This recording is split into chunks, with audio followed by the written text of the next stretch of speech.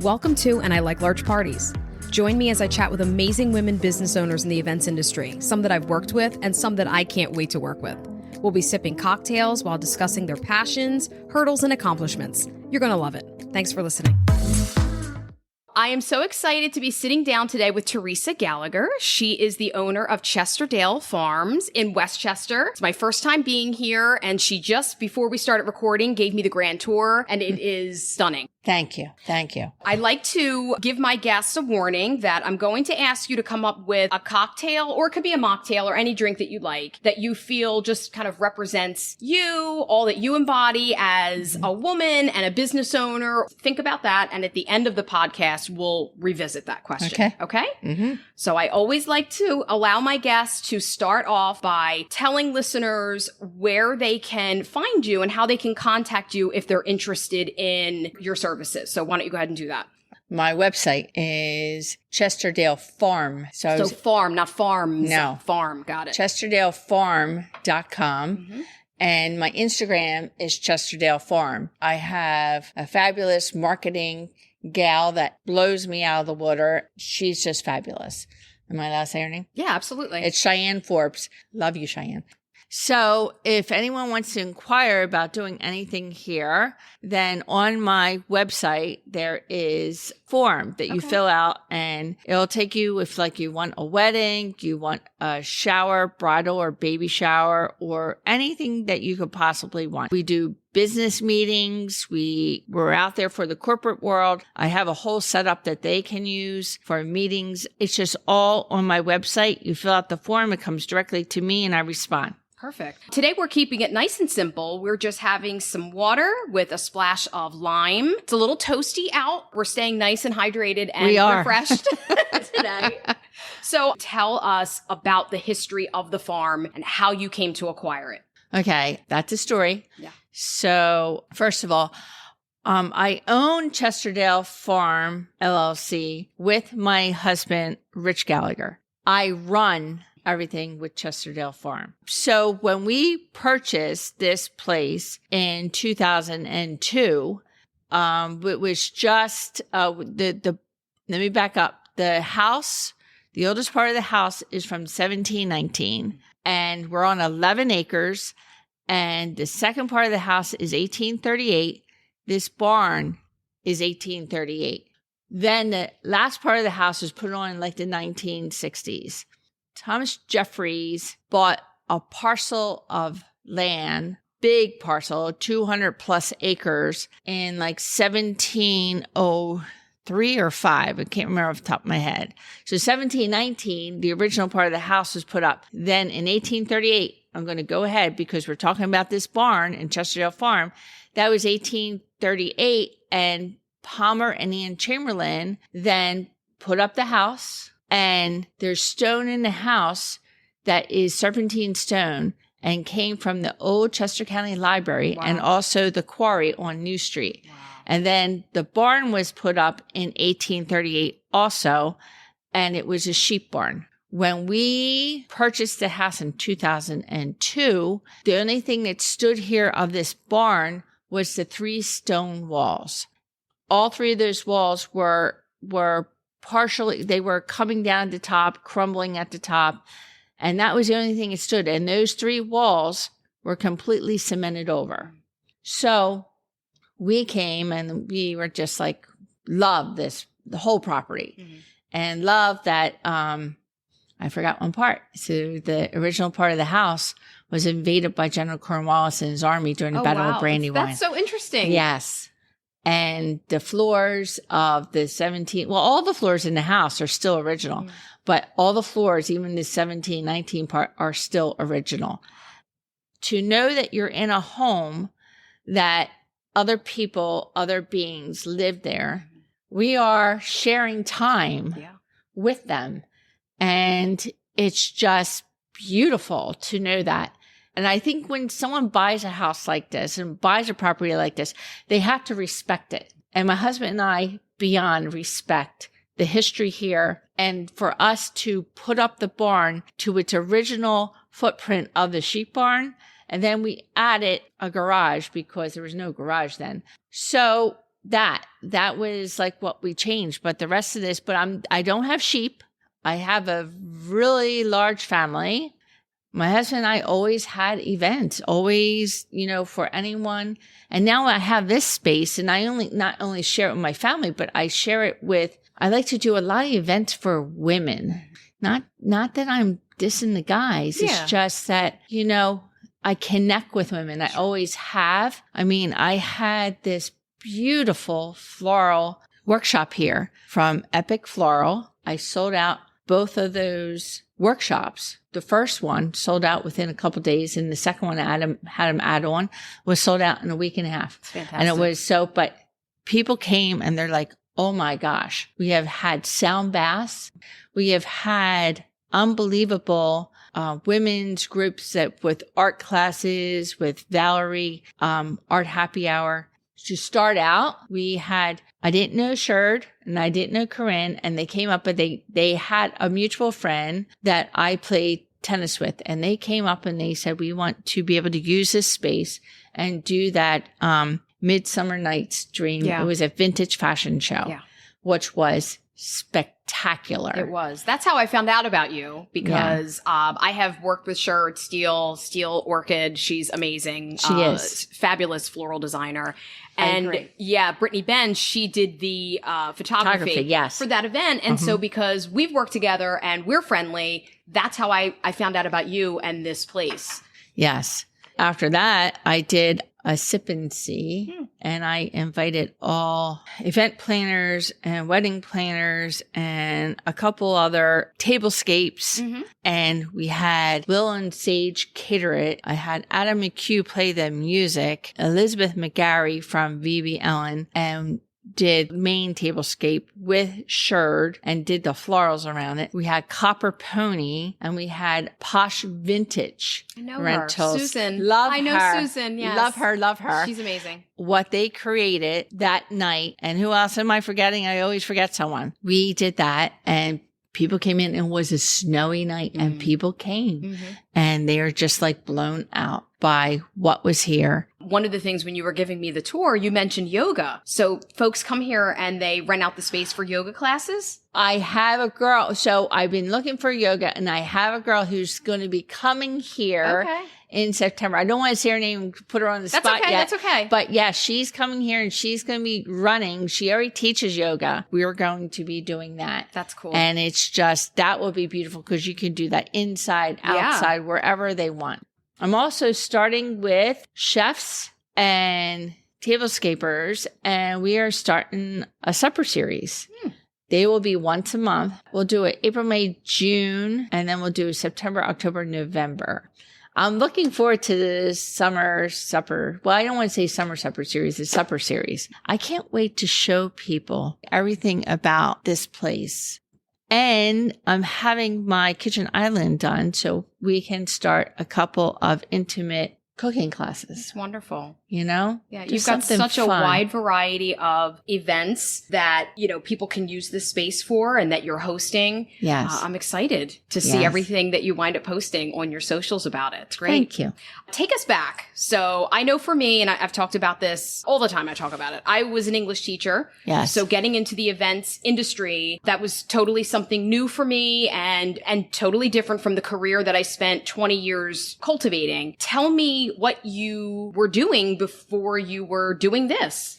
I was an accountant. And then after that, when I started having children, our eldest will be 34. Our youngest will be 26. There's 8 years between them. So for those 8 years, I was pregnant, on bed rest, and lost 6 children.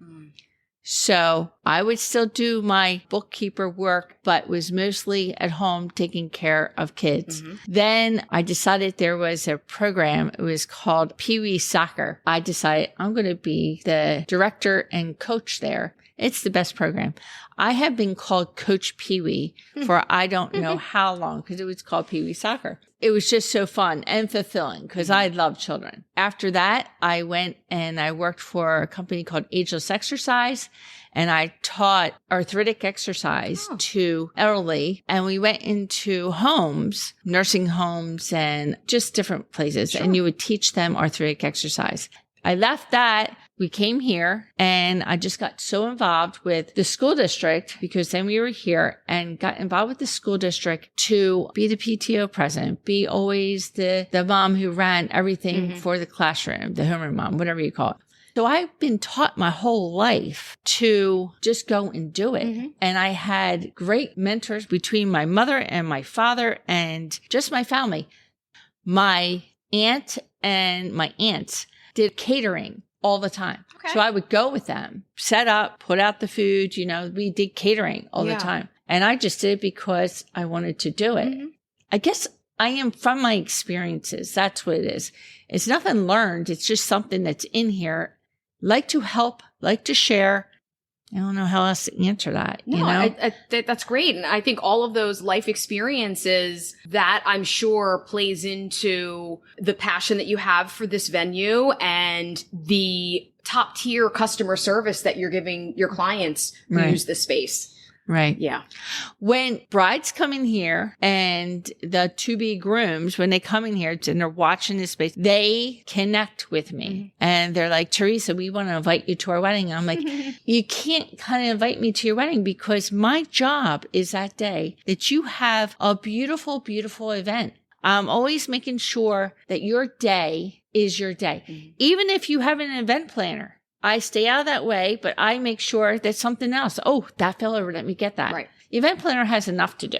So that's me. I'm always checking and making sure everything is just beautiful for that day. When we bought this place in 2002, it was a weird situation. There was KYW and Action News on our front lawn when we bought this place. The man who owned it at that time, he went to jail. He had very large number Ponzi scheme that he ran, and bless those people who he took their money and they would come to my door. They're like, did you check all the floorboards in the attic? I said, there's 2 attics, and we actually did. Anything that was loose.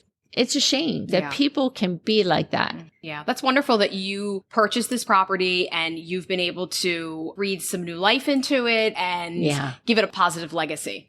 I know that you mentioned that you have someone doing your, did you say Cheyenne is her name? Yes, marketing? Cheyenne Forbes. Okay, so she's doing your marketing for you. Can you talk to me about how you brought her on or why? Were you doing your marketing before that? Midsummer Night's Dream. I believe it was Sherd that probably brought Cheyenne on. And when we did that, I met Cheyenne through Sherd, but she wasn't really working. It was just like, I was so wet behind the ears with that event. I was just like hyperventilating, We were interviewed out there by Fox 29 News and Cheyenne's like, you did great. And I connected with her, but yes. And she was starting herself at that time. Yeah. Cheyenne was a model. Okay. So, and then she got into the marketing and she's killing it.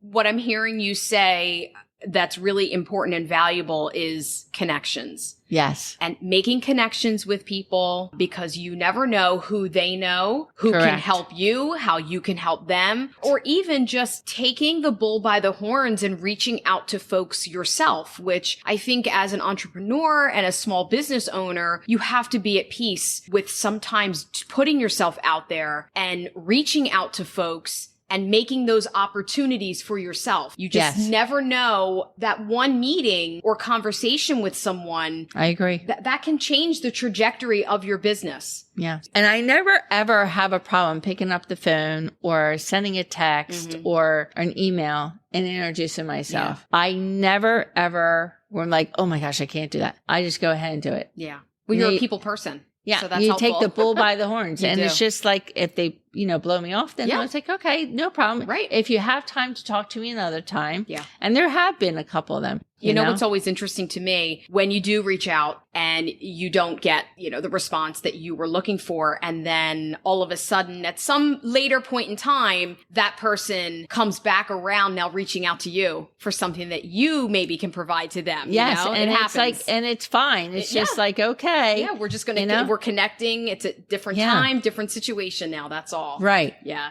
What advice do you have, I guess, for women that might want to start a venue or even just a business venture that's maybe so different from anything that they've ever done things that now that you're established here, that you can look back on, maybe fears that you had that you were able to quell, to press on to make this space what it is today?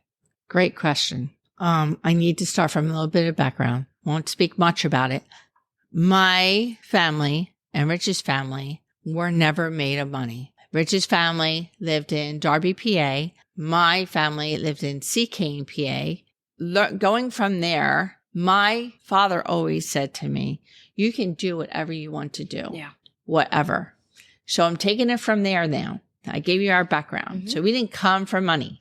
We worked our whole life. Still working. We did manual labor on any property we got, our whole life. We have 2 boys.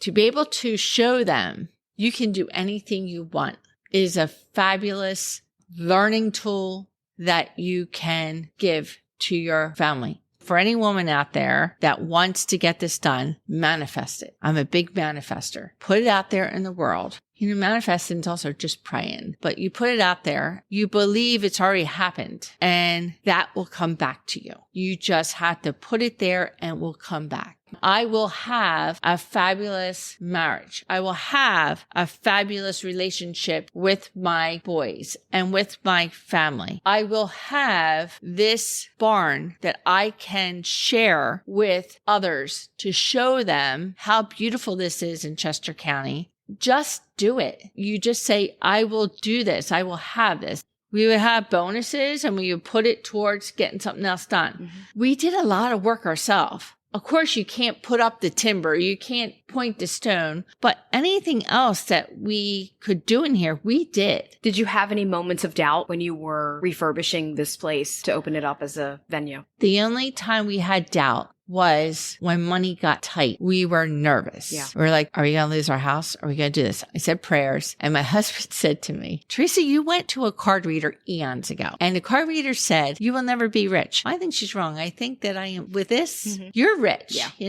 And there were times, years that we did nothing because we were like, we need to catch up. We need to be solid. But we'd be over here, clean by hand this stone. We didn't hire someone. We did it. Yeah.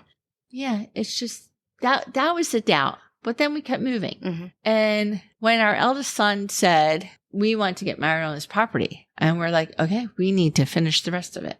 That was a big push for us for like 2 years and doing it. But he's like, I couldn't think of anywhere else. And the number of people who came here, they were just like, is this a venue? And I'm like, it's not. They're like, you need to make this a venue. Yeah. And then, I took it a little bit and then I discussed it with Rich and he's like, I don't know about that. And I was just like, well, you know what? I think that we need to go and just see, let's start out small, Yeah. Tell me about the award that you just won. I saw that. Congratulations. I was bawling when I heard that I was nominated for Mainline Today Best of Venue to Host Bridal Showers. And the other one was Best Place for a Wedding. So I won Best Place for Bridal Showers. And first of all, to be nominated for either one of them. And then second of all, to win one. And I just opened up this January 2nd, blew me away. I called my boys and they're like, Mom, we're really proud of you. Yeah. I called my husband, I called Cheyenne, and Cheyenne's like, what? And I was like, yeah, we need to make a big deal about this. Mm-hmm. It's like I jumped up and down and cried. That's what I did. It was just overwhelming to me. That's great. So I want to talk a little bit about pricing because I know that is a struggle, particularly when you're starting out. I know I experienced that. You're looking at other people that do something similar to what you do as you're trying to figure out how to price your services, but yet you're also feeling like I'm new to this, so I can't possibly price myself the same as maybe other businesses that are established. Talk to me about just the process of figuring out how to price yourself as a new venue in a market that has already been established with other venues in the area. Okay, so I am a barn. I called up Willowbrook Farm and also Fawnbrook, which shut for a while because they sold, and now they are the Book Barn at Fawnbrook. They're right down the street. Okay. And both of them host the same amount of people. That's how we decided on how many people to go to. And my max I'll do is 100. Okay. So I called them up and asked them about their prices and how did they decide on that. And they spoke to you? They didn't gatekeep that? Okay. No, wow. No.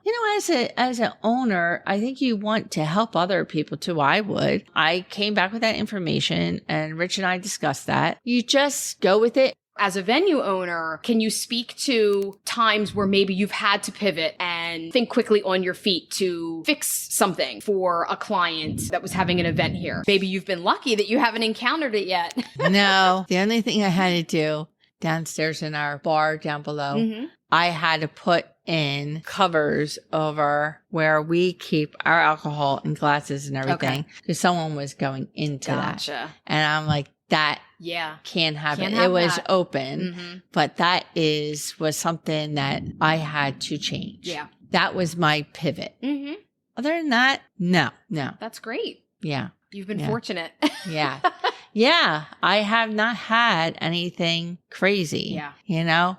So I know that you come from an accounting background and you work very closely with your kids' school, and now you're doing this. If you weren't a venue owner, what would you be doing? Hypothetical, anything that you want. So, all right, I am 62. Okay. I am looking forward to my husband retiring, which should be in a few more years. We'd be traveling the world. That's what we would be doing. Yes. And we would be traveling the world. I'm also looking forward to, and he's going to kill me. I'm going to say that. My eldest will be married 2 years. I'm hoping that there's grandbabies. I'm ready for the grandbaby retirement age. Anything that comes my way, I would do. I don't know that I would leave this. Okay. I don't know I would until it was time for me to join my husband in retirement. And then we want to travel a lot. Nice. And I would probably come back, the two of us, and we would do fun events like this supper series, like, workshops and things like that, and weddings. But, whenever the time came, we would work around that. So it sounds like you are where you should be then. I am where I should be. I definitely am. And it's a good feeling to be here. So if you could produce a billboard for women entrepreneurs, what would the billboard say to encourage them? You got this, sweetheart. The only thing that's stopping you is your doubt up here. You got this. You definitely have it. Stop doubting yourself. Just go for it. Do you have any business practices that are working for you that perhaps are taboo, or you generally see it as, advertised as something you shouldn't be doing, but yet these things work for you and you're going to continue doing them? I don't have anything that I do as a business owner that I want to or that is not working for me. What I will tell you is I am a person that I ask the people in the business field, I ask them, what do you think about this? How should I handle that? But I don't have, other than speaking to other entrepreneurs and saying, what would you do if this happened? Yeah. That is my go-to. That is what I would always do. Yeah. I always ask questions. Always. And that works for me. I don't ever have regrets, because when you have regrets, you're saying that, oh, you messed up on something. I didn't mess up. I'm learning. You're not messing up. You're learning as you go along. There's no wrong. There's no wrong. It's all good. It's all learning. I like what you said about having conversations with people who are doing it. And then I think you can cherry pick, right? Yes. What works for them, or that sounds really great. You can try that out. And if it doesn't, you don't need to do that. Correct. You can try something else from someone else that gave you some advice. And, that really actually fits my personality or my business model. I agree. Totally agree. Yes.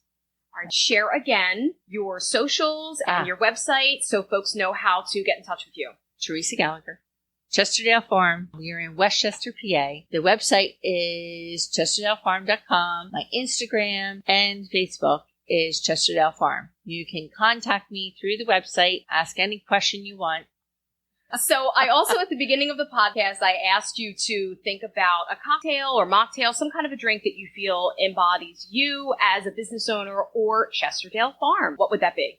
It embodies me as a business owner. It's a martini straight up with a twist of lemon. Okay. It's just clean, crisp, beautiful. Yeah. All right, so I do wish you a lot of success on all of the weddings that you have coming up. Congratulations again on the award that you won. And I know that you've got some really amazing things planned for the space also coming up. So cheers to all of that. And thank you so much for sitting down with me. Thank you. Cheers.